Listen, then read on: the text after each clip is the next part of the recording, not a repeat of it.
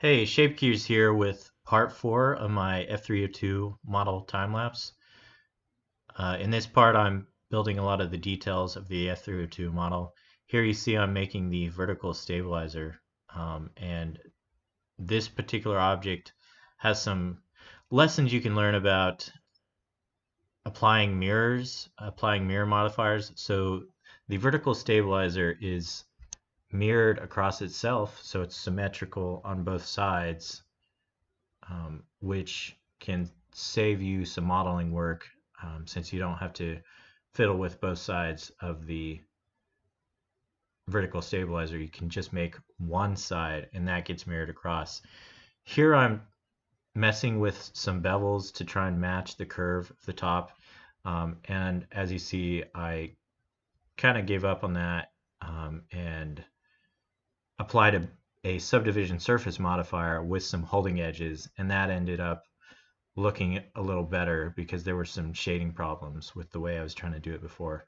Anyway, back to how I'm mirroring this. I mirror it across itself, and then I add another mirror, and use the central body of the F-302 to mirror it to the other side. And then you can rotate that vertical stabilizer, and it will rotate the duplicated object on the other side. So it's actually pretty convenient how that works. Now I'm working on the jet engines for the F-302, and I start out just by adding a circle, um, and extruding, scaling, extruding over and over again to get the object. Um, and you may notice that I don't add a subdivision surface modifier to this particular object, and that is because um, I think using a subdivision surface modifier on this would actually make the modeling a little more complicated, because then you'd have to either add holding edges or use um, edge crease to get those sharper corners. So it kind of adds more hassle than it's worth. I started out with a circle with 64 edges, and that is generally 64 is generally enough to make it look pretty smooth, uh, even at fairly close-up viewing angles. You saw I added those fins around the engine there, and that was just using the spin tool. So I made a cube, scaled it to where it was thin, used the spin tool to duplicate it around the engine there. Here with this part, it's a lot of the same process here. Added a cylinder, deleted half of it because it's mirrored across.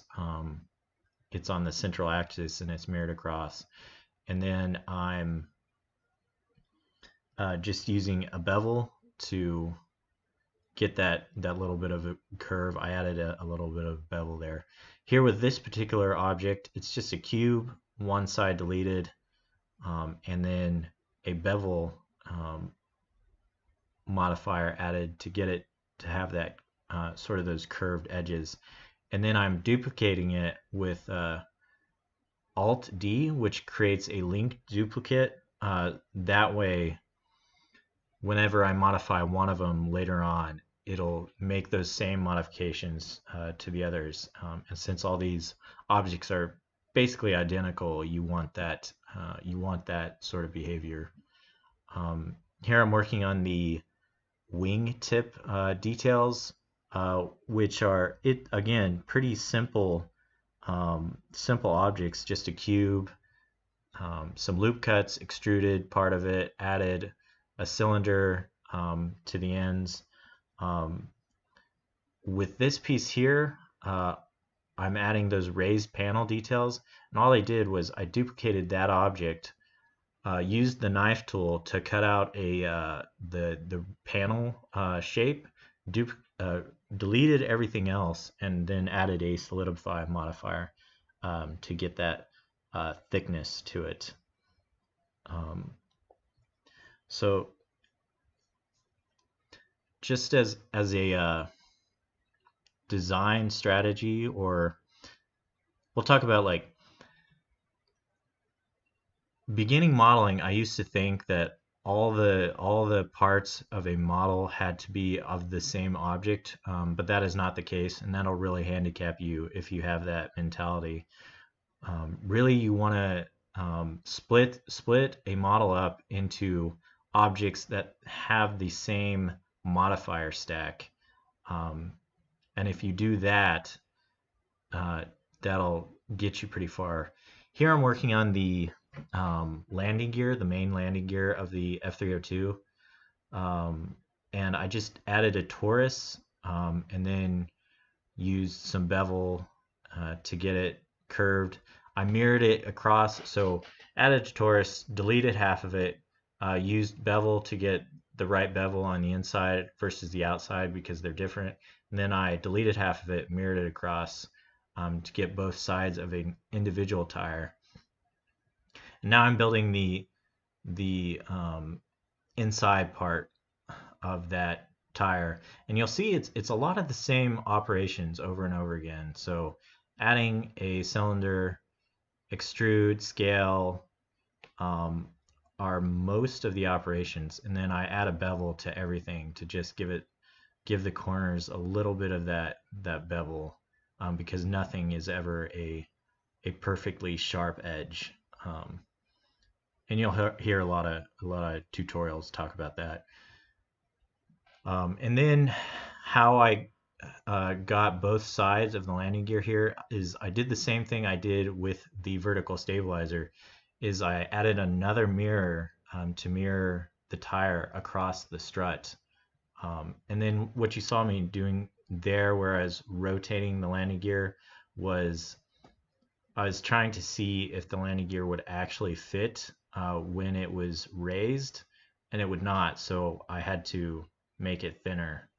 Um, and the fact that um, things were mirrored like they were, I could just make the changes to one side of one tire, and it duplicated those changes to the other side, save some time.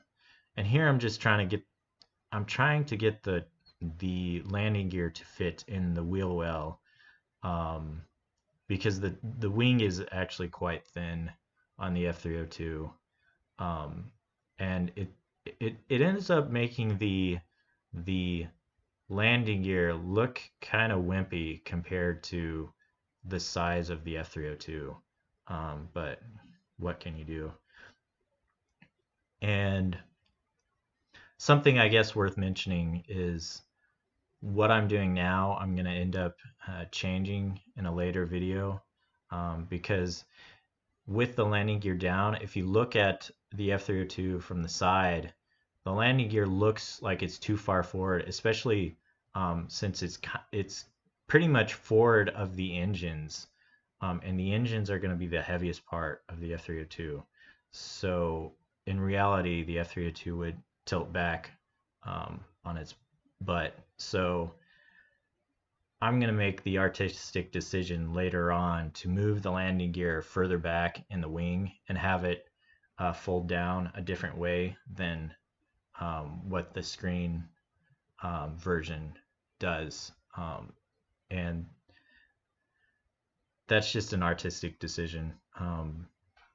So really, I'm trying to make it as accurate to the screen version as possible, but there are some changes I'm making that, because reality would dictate that these changes would have to be made.